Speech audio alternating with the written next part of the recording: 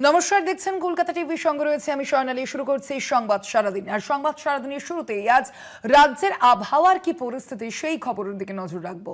জোড়া ঘূর্ণাবর্তের জেরে বৃষ্টিপাত জারি বঙ্গে, কমলা সতর্কতা দক্ষিণবঙ্গের 8 জেলায়। ঠিক কি বলা হয়েছে বিষয়ে আলিপুর আবহাওয়া দপ্তরের তরফ থেকে আমরা জানবো।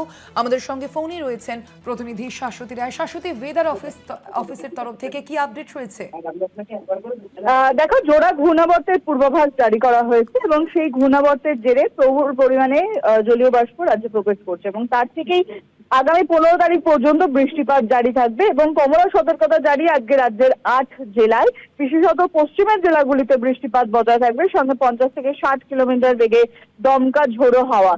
এছাড়াও আগামীকালও বেশ কিছু জেলার ক্ষেত্রে জারি রয়েছে কমলা সতর্কতা। তার মধ্যে উত্তর 24 পরগনা, 2 বর্ধমান, বাঁকুড়া এবং হুগলি জেলাতে ভারী বৃষ্টির সম্ভাবনা রয়েছে। এই বৃষ্টিপাত আগামী 15 তারিখ পর্যন্ত বজায় থাকবে। অপরদিকে দক্ষিণবঙ্গে যেরকম বৃষ্টি, সেরকম উত্তরবঙ্গের নিচের 3 জেলা অর্থাৎ 2 দিনাজপুর এবং মালদা জেলার ক্ষেত্রেও কমলা সতর্কতা জারি রয়েছে আজকের ক্ষেত্রে। তবে বৃষ্টিপাতের তোড় কিছুটা হলেও কমবে উত্তরবঙ্গে এবং এই পরিস্থিতি আগামী 15 তারিখ পর্যন্তও কিন্তু উত্তরবঙ্গের ক্ষেত্রেও জারি। তাই বলাই যায় যে কার্যত বৈশাখ শেষ হয়ে গিয়েও কিন্তু গরমের সেই অর্থে অনুভূতি নেই।